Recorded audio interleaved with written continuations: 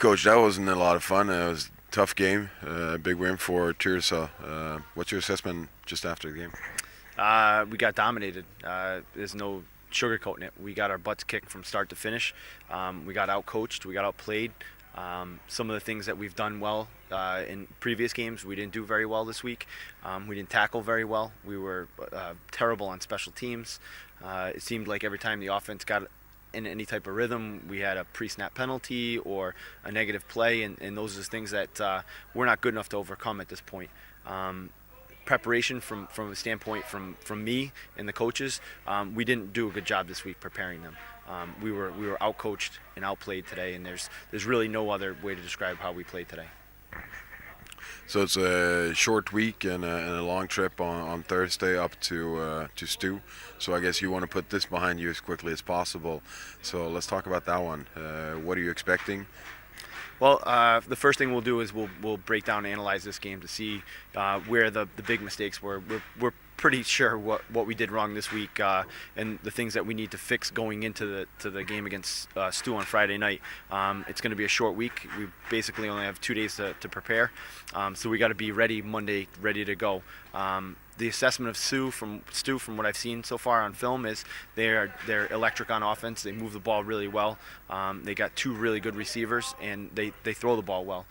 So it's going to be a challenge. We're going to have to get healthy, number one, and number 2 is have a good week of preparation in regard to what they're doing. So put it behind us, yeah, but we got to still learn from our mistakes from this game to be better for the game on Friday night.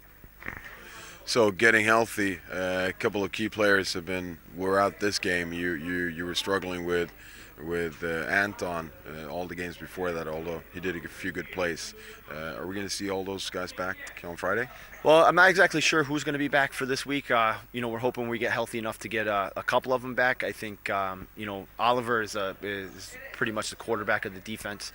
It was a real struggle for us to get going defensively without him on the field. He's kind of the heart and the soul of the defense. Not having Simon at defensive end, we were rotating in. We actually played some offensive linemen at D tackle at times, which is something that we don't want to do.